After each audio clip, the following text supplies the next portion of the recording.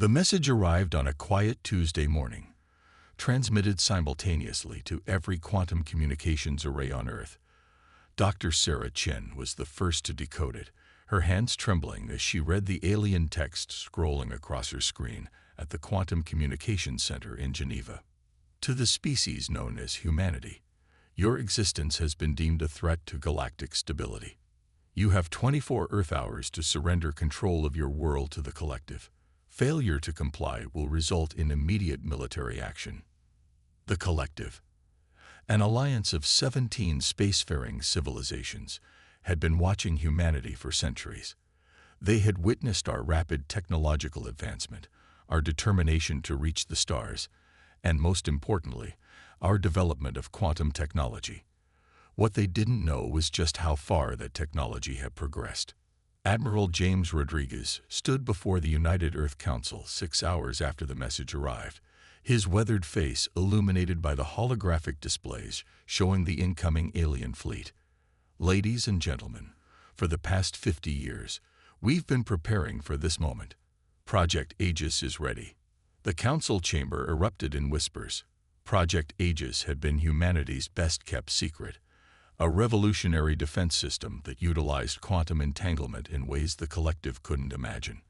While they had been watching Earth's conventional space program, humanity had made a technological leap that would change the course of history.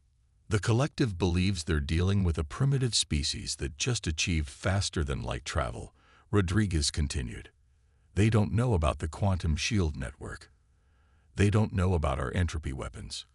And most importantly, they don't know about the Lazarus Protocol.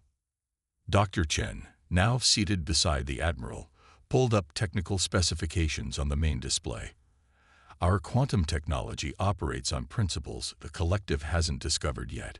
Their sensors can't detect our advanced systems because they're looking for the wrong signatures.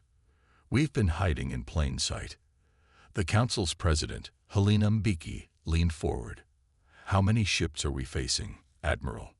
Initial estimates suggest over 3,000 vessels approaching from multiple vectors. They'll arrive in 18 hours. Rodriguez's voice remained steady. But numbers aren't everything. Our quantum shields can absorb and redirect their energy weapons. Our entropy cannons can disable their ships without destroying them. We don't need to match them ship for ship. The next few hours were a blur of activity as humanity prepared for war. All across the globe, hidden facilities activated. Quantum shield generators hummed to life, creating an invisible barrier around Earth that existed partially outside normal spacetime. Military personnel rushed to their stations, and civilian populations were moved to hardened shelters. In orbit, satellites that had masqueraded as weather and communications platforms revealed their true nature. The collective scans would have shown them primitive nuclear-powered devices. In reality, they were quantum-linked weapon platforms capable of firing beams that could temporarily sever a target from the normal flow of time. Dr. Chen worked with her team to fine-tune the quantum communication network. They would need perfect coordination when the battle began. The collective thinks they're punishing an upstart species, she told her colleagues. They're about to learn that humanity hasn't just been reaching for the stars. We've been preparing to defend them. As the alien fleet approached, humanity held its breath. 50 years of preparation, of secret technological development, of unified purpose, were about to be tested. The collective had made a critical error in judgment.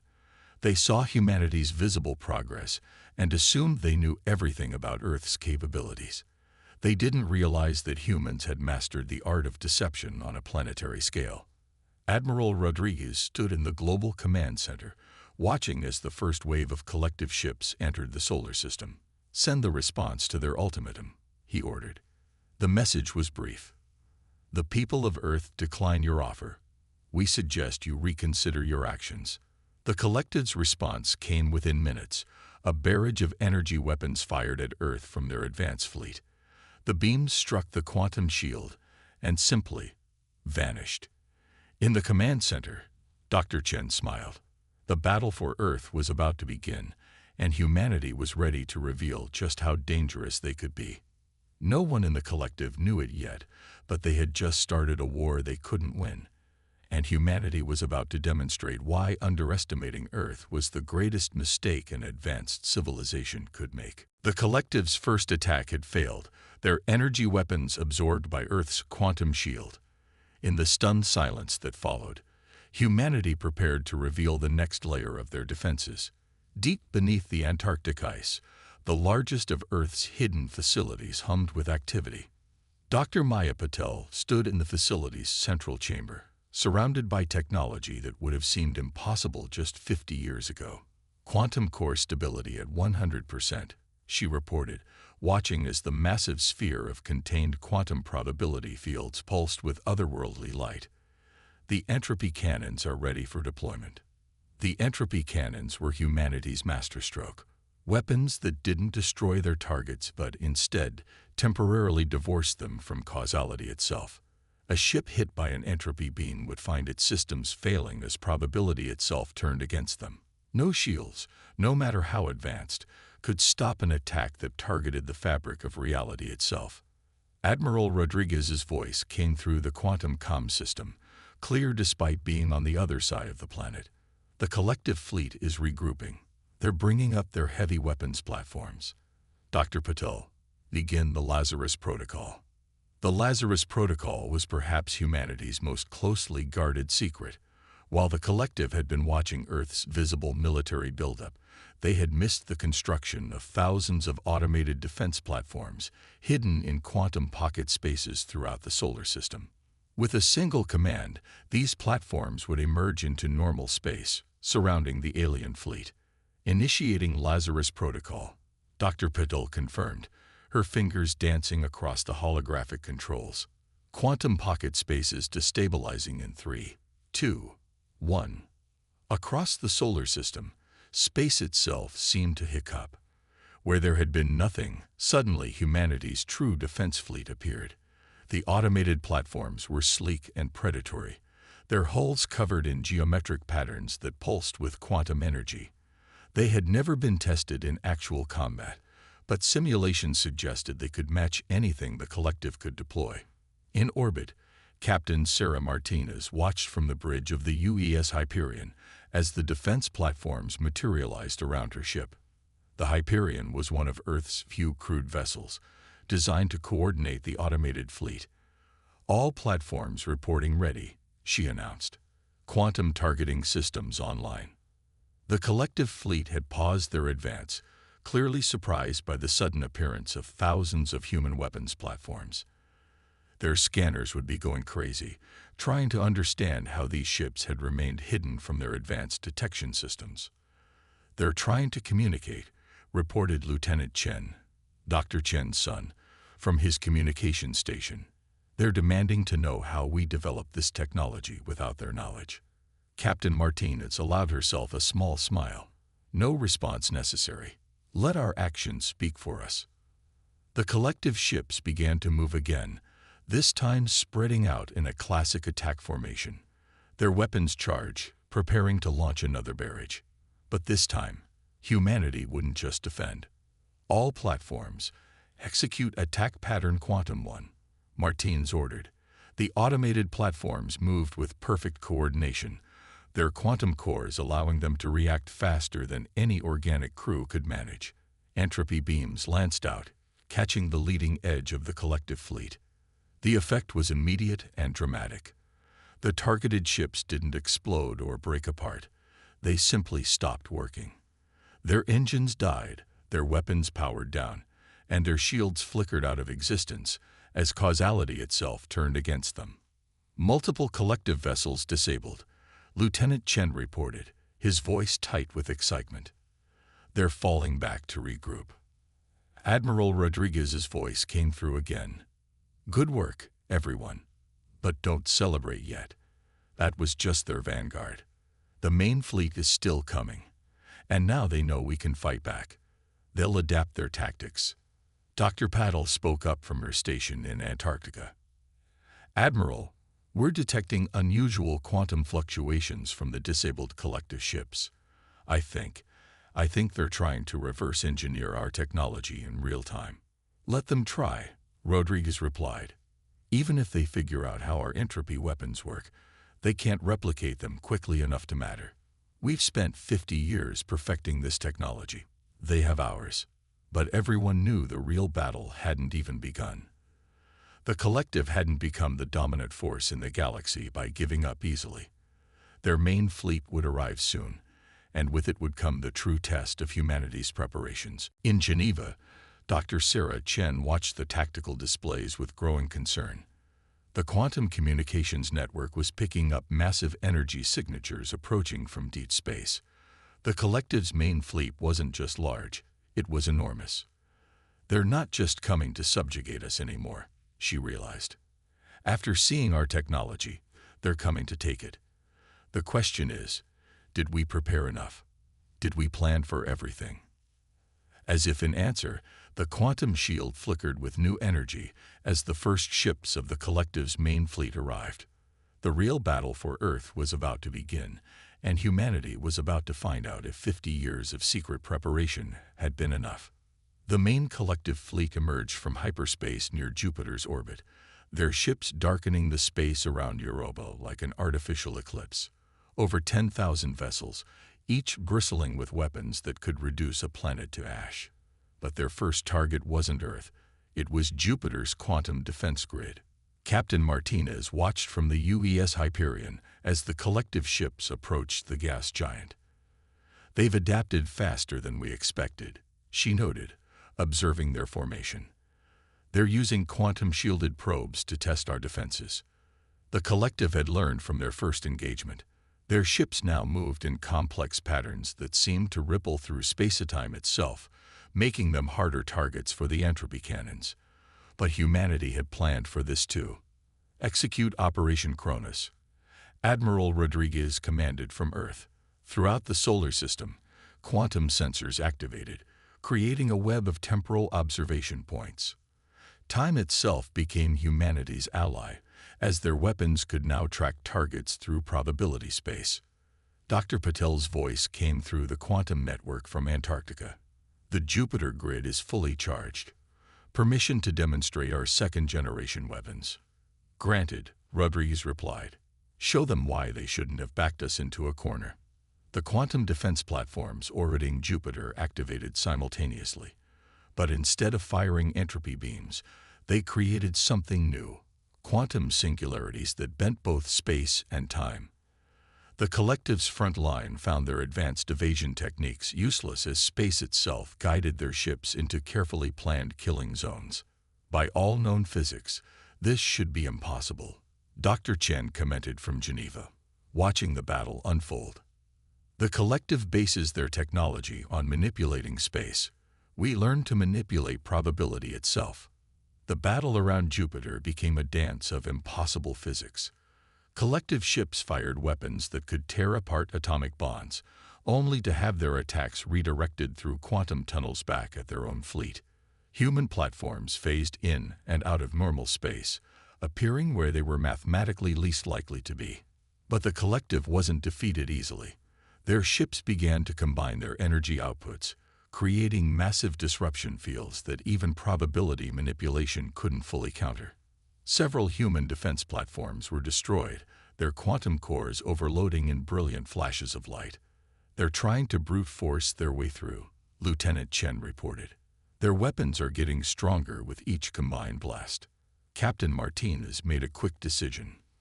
All ships, initiate Protocol Omega. Let's show them what happens when they push us too far. Protocol Omega was a last resort weapon, developed but never tested in real combat.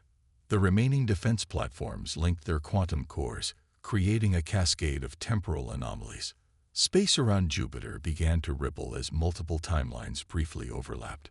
The effect on the collective fleet was devastating.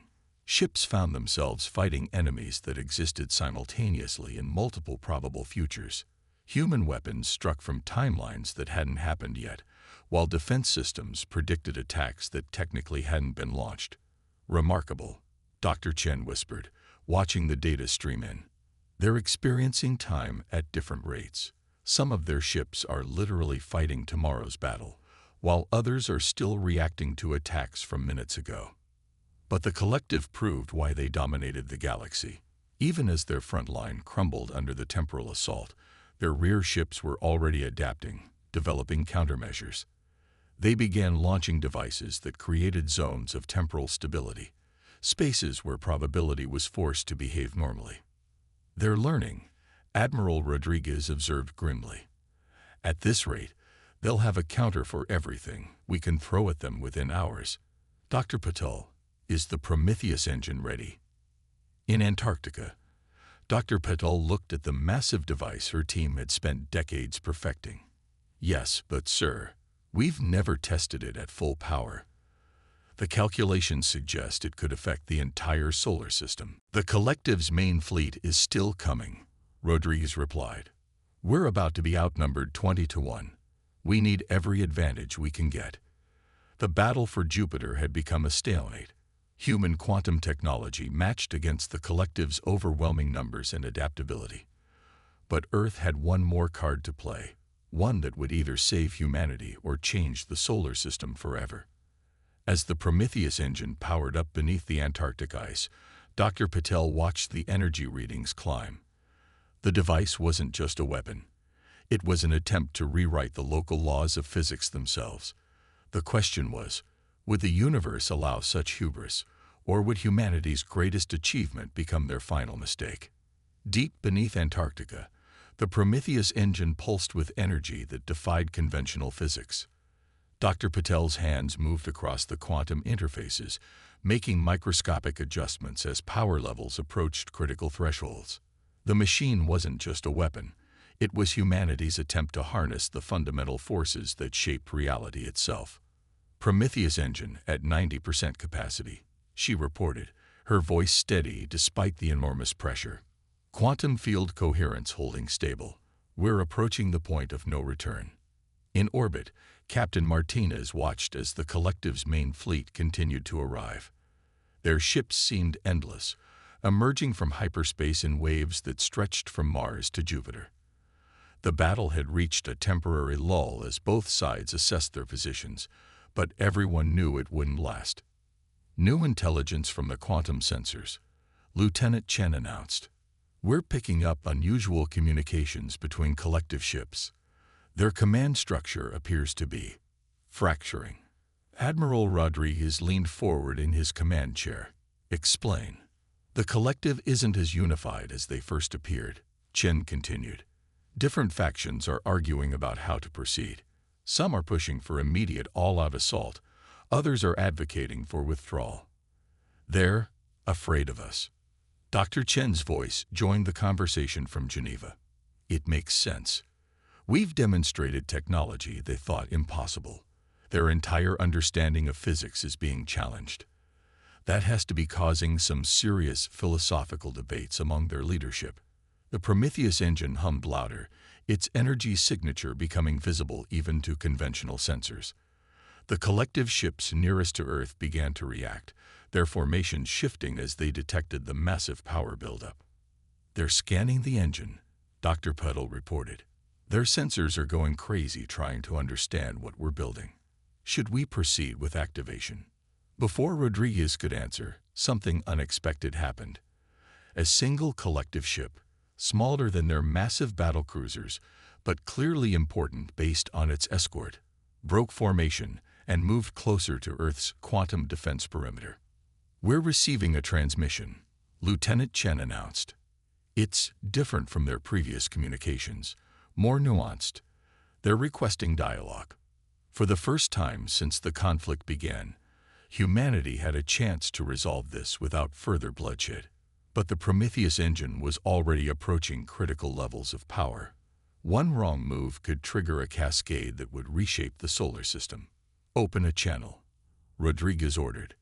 But keep the engine running. We negotiate from strength, not desperation. The quantum communications array lit up as the alien transmission came through. The message was unexpected. We acknowledge our error in judgment. Your species has developed along paths we did not anticipate. We request cessation of hostilities to prevent further loss of life and to discuss technological exchange. In Antarctica, Dr. Patel watched the engine's power levels continue to climb. "Admiral, we need to make a decision. The engine is designed to create a quantum overlay across the entire solar system. Once activated, it will force all space within its range to operate under human-defined physics. The collective's technology would be useless." "And if it fails?" Rodriguez asked. "Best case, nothing happens. Worst case, we tear a hole in reality itself." The collective ship waited silently for Earth's response. Their main fleet held position, weapons armed but not targeting. It was a moment of perfect tension. Humanity's ultimate weapon nearly ready to fire, an alien armada capable of destroying Earth hanging in the balance, and a chance for peace that seemed almost too good to be true. Dr. Chen's analysis came through. Their request appears genuine. Quantum scans show their ship's power systems are in standby mode. They're making themselves vulnerable as a show of good faith. Or it's a trap. Martins countered from the Hyperion. They could be buying time for their fleet to achieve a better attack position. Rodriguez considered the options. The Prometheus engine could give humanity absolute victory, but at what cost? The risk of catastrophic failure was real. Yet the collective's offer of peace came with its own dangers. Their technology was still superior in many ways, and their numbers were overwhelming. "Dr. Patel," he finally said, "hold the engine at current power levels. Don't activate, but don't power down. Lieutenant Chen, transmit this response. We accept dialogue on the condition that your fleet withdraws beyond Mars' orbit. You have violated our sovereignty and threatened our existence. Any peace must acknowledge humanity's right to defend itself and continue its technological development without interference." As the message was sent, the entire solar system seemed to hold its breath. Humanity had fought the most powerful civilization in the galaxy to a standstill. Now came the harder part, turning battlefield success into lasting peace while holding a weapon that could either save or destroy everything they were fighting to protect. The collective's response came swiftly. Their massive fleet began to move, ships breaking formation and retreating beyond Mars' orbit. But a significant portion of their forces remained in strategic positions, maintaining a careful balance between peace and preparedness. Dr. Chen watched from Geneva as quantum sensors tracked the fleet movements. They're complying, but they're also positioning themselves for rapid re-engagement if negotiations fail.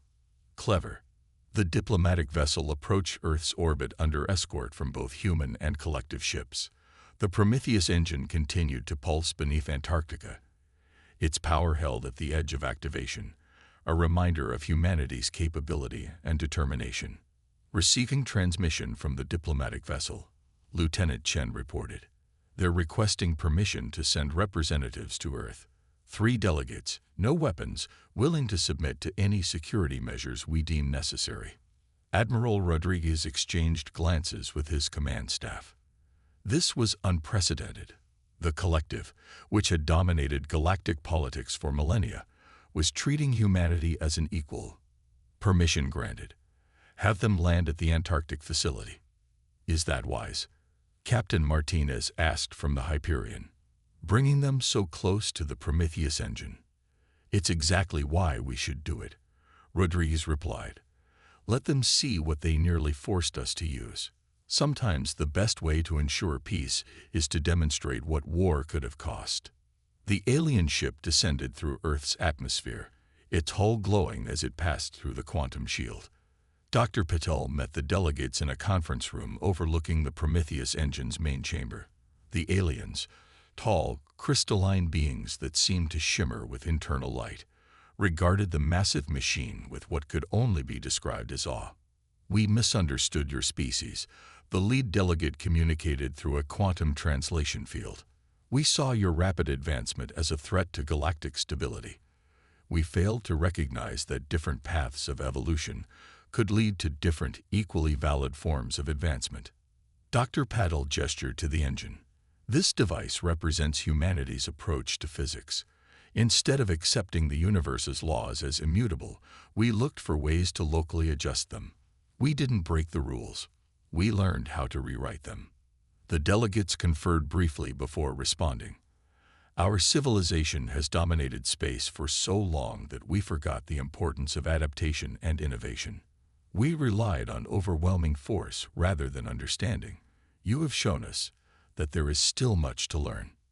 In orbit, the Hyperion maintained its vigilant watch as negotiations proceeded.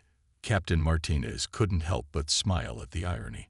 Humanity had achieved victory not through superior firepower, but by making their enemies question their own assumptions.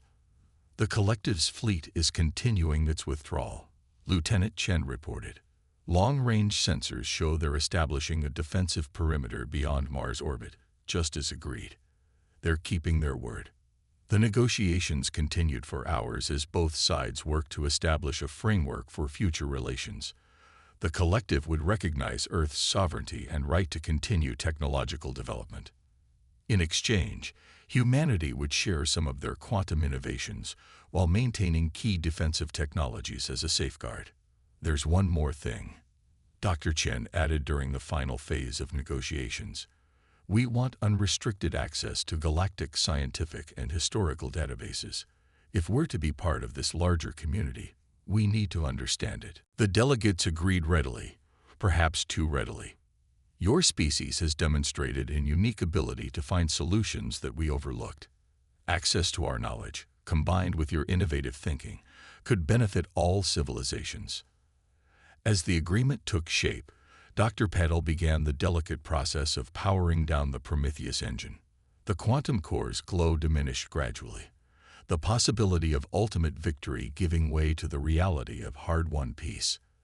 Admiral Rodriguez addressed the combined human and alien delegation. Today marks a new chapter not just for humanity, but for all spacefaring civilizations. We've proven that strength comes in many forms, and that the greatest power lies not in weapons, but in the ability to imagine new possibilities. The collective delegates responded with their own observation. In less than one Earth day, your species has fundamentally altered the balance of power in the galaxy, not through conquest, but by showing us a new way of thinking. Perhaps this was the real reason we feared you, not your weapons, but your ability to change the very rules we thought were unchangeable. As the diplomatic ship departed Earth's atmosphere, humanity began the process of adapting to their new reality. The quantum shield remained active, and the Prometheus engine stood ready, insurance against future threats. But the focus had shifted from survival to exploration, from defense to discovery. Dr. Chen summarized it best in her report to the United Earth Council. We achieved victory not by being stronger or more numerous, but by being uniquely human. Our greatest weapon was never the Prometheus engine or the entropy cannons. It was our ability to think differently, to question established limits, and to imagine possibilities that others had overlooked. In doing so, we didn't just save Earth.